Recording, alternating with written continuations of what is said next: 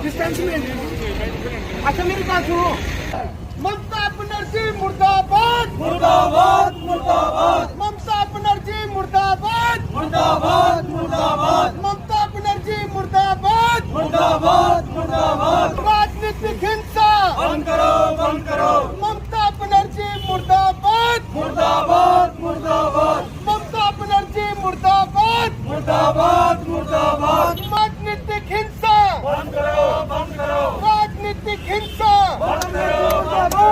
ममता बनर्जी मुर्दाबाद मुर्दाबाद मुर्दाबाद। ममता बनर्जी मुर्दाबाद मुर्दाबाद मुर्दाबाद। ममता मुर्दाबाद। ममता बनर्जी मुर्दाबाद मुर्दाबाद। बंद करो राजनीतिक हिंसा बंद करो बंद करो।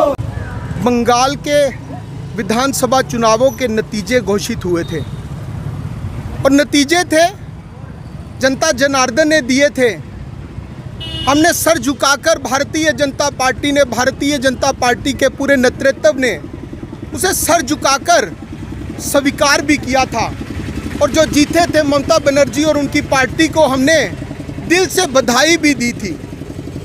और हार जीत लोकतंत्र में साथियों चलती भी रहती है, कोई हारेगा कोई जीतेगा, लेकिन जीतने के पश्चात ही नहीं, पिछले लगभग 5 सालों से भारतीय जनता पार्टी के कार्यकर्ताओं की, हमारे साथियों की और निर्दोष और निहत्थे हमारे कार्यकर्ताओं की हत्या की जा रही है। मौत का नंगा नाच नाचा जा रहा है, आग जली की जा रही है और जीतने के पश्चात तो और बढ़ गई। लगभग हमारे 10 कार्यकर्ताओं को पिछले 2 दिन के हमारे जो गुंडे हैं ममता बनर्जी के, उन्होंने मौत के घाट उतार दिया है। और अगर ममता बनर्जी ये सोचती है कि वो हमारे कार्यकर्ताओं को मारकर, उनके घरों को जलाकर भारतीय जनता पार्टी को डरा देगी, भारतीय जनता पार्टी के कार्यकर्ताओं को डरा देगी, तो मैं कहूँगा ये उनकी गलतफहमी है। आज वो भारतीय जनता पार्टी जो पिछली बार मात्र 3 उसके विधायक थे, आज वो मुख्य विपक्षी पार्टी बन चुकी है भारतीय जनता पार्टी बंगाल में। और नहीं, अगर ईश्वर ने सब कुछ ठीक रहा तो अगले विधानसभा चुनाव में भगवा बिल्कुल लहराएगा बंगाल में भी। और हम सौगंध खाते हैं जब हम श्यामा प्रसाद मुखर्जी की प्रतिमा के नीचे खड़े, आज बड़े भावुक हैं कि बंगाल जो श्यामा प्रसाद मुखर्जी की धरती है उस पर राजनीतिक विजय एक ना एक दिन भारतीय जनता पार्टी जरूर लेकर लेगी। और तब तक हम रुकेंगे नहीं, तब तक हम थकेंगे नहीं और संघर्ष निरंतर करते रहेंगे और लोगों की सेवा करते रहेंगे। और मैं एक बात और कहना चाहता हूं, जो हमारी हार हुई है, ठीक है हम हारे हैं, स्वीकार करते हैं, पर वो पार्टियां, सुभाष चंद्र बोस की वो पार्टी, हमारी कांग्रेस पार्टी, कभी वो वहां पर सत्ता में थी, आज उनका शून्य है। आज वो कम्युनिस्ट पार्टी शून्य पर है, वो हम पर मजाक उड़ा रहे हैं। अपना गरिबान झांकिए, आज विपक्षी पार्टी बन चुके हैं, कल हम जीतेंगे भी। मांग करते हैं हम राष्ट्रपति जी से कि इसकी जांच होनी चाहिए और जांच ही नहीं, वहां पर राष्ट्रपति शासन लागू होना चाहिए और जो निहत्थे हमारे निर्दोष हमारे कार्यकर्ताओं की हत्या की जा रही है उनको इंसाफ मिलना चाहिए।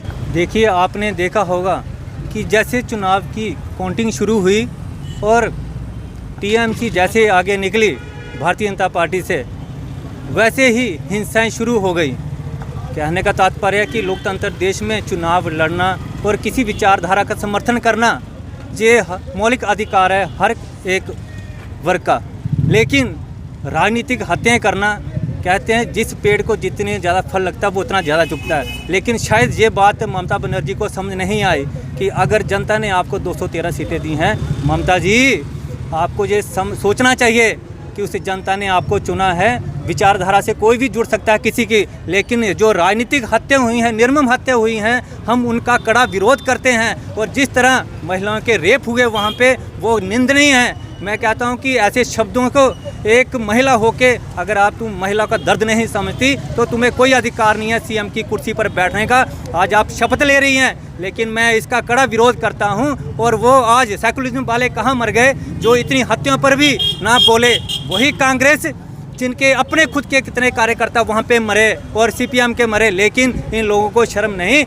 आज जितनी इनकी संख्या थी वहाँ पे आज कांग्रेस भी 0 हो गई। क्यों? क्योंकि इन्होंने कार्यकर्ता का मनोबल बढ़ाया ही नहीं, इन्होंने विरोध ही नहीं किया गलत का। लेकिन आज उसी का नतीजा है। और हम भी ममता बनर्जी का कड़ा विरोध करते हैं और सेंट्रल गवर्नमेंट से भी कहते हैं कि इस पर कड़ी से कड़ी कार्रवाई की जाए ताकि जो राजनीतिक हत्याएं हैं वो आगे से दोबारा ना हो।